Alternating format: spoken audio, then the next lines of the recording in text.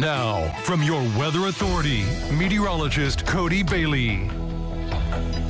Well, thankfully, it is much quieter than it was about 12 to 14 hours ago, 12 to 16 hours ago, when we were dealing with that line of strong, severe, and at times tornadic thunderstorms pushing through the tri-state. And we did and still technically have a slim chance of an isolated strong to severe storm through this evening. But as I've been saying all along this afternoon, if you follow us on social media, that all the rain that we've had, good news. It is heavy and kind of disturbing at times in terms of any outdoor plans, but it has been good to keep kind of the atmosphere stabilized, rather, keeping things cool and limiting our chance for severe weather. But that was not the case really early this morning. I was going to say last night, but it was really the pre-dawn hours. We have some more video to show you as well. This time of the hail, very impressive hail hitting the Owensboro, Davis County area and also other parts of western Kentucky as well. This is video from Owensboro where we had really largely reports coming in about golf ball size. I think there were some isolated reports closer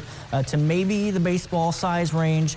We also have some photos as well you can see with those storms. This is from Seabreed. You can also make out those rings, kind of the layers of ice as those hailstones get tossed up into the upper levels of the storm. And then once they get too heavy for the storm to support it, that's when they drop and fall in the form of hailstones. So we went kind of all modes of severe weather, from damaging winds to that tornado across parts of Gibson and Pike counties as well. That's the lone tornado report we have right now. I mentioned the National Weather Service confirming that that was EF2 damage. They were also in the area of Davies and Martin counties, so they're going to have to work out over the next couple of days. A lot to sift through, and in the damage areas, they mentioned today the National Weather Service survey team couldn't make it to a lot of locations because of the road access being closed because of damage, especially in the Oakland City area. So they're trying to determine if this was one continuous tornado that trekked all the way into Davies and Martin counties, or if it kind of skipped and bounced and it would be multiple ones as well. But there's all the hail reports that we had, again, primarily over Davies County,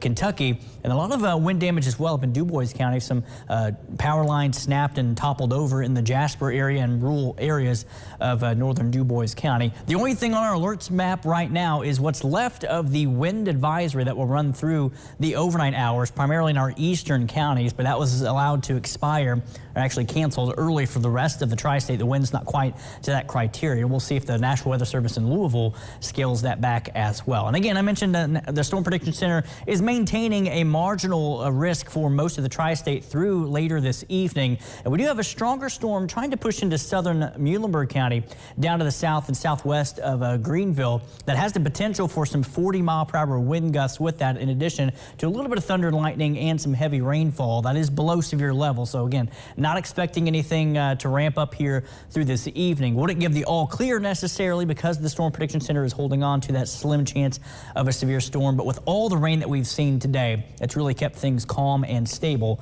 across the tri-state. And there's a look at Central City looking towards the west with that heavy rain moving through from our Austin Holmes tower camera.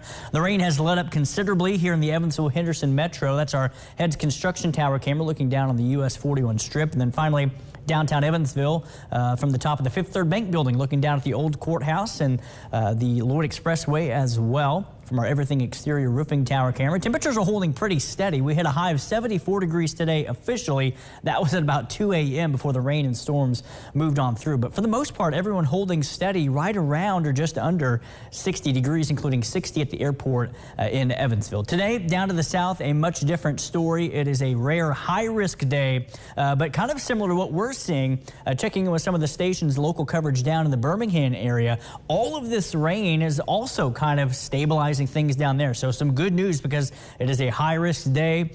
Another PDS, particularly dangerous situation, tornado watch box for most of Alabama, but only looks like one, maybe two tornado warnings with that line right now. So the rain also cooling things off, which is good news because a very volatile environment down to the south as well. That they were facing here today. And that threat will continue through this evening. It's not out of the woods down to the south, but we are on the back edge, finally, of this impressive system that, again, is maintaining from the SPC a marginal and that slight level 2 threat does clip our far southeastern counties. But again, I don't suspect we're going to see things ramping up as we've had all of this rain in the tri-state here. But we will be dealing with off and on showers and thunderstorms through this evening. Here we are by 10, 11 o'clock into the midnight hour. The back edge pushing east of Highway 230. 31, and some spotty showers will be left over overnight tonight. High temperatures tomorrow may top out in the early morning hours. By sunrise tomorrow, mid to upper 40s, and will fall to the low to mid 40s through tomorrow afternoon. And it'll be a gradual clearing trend.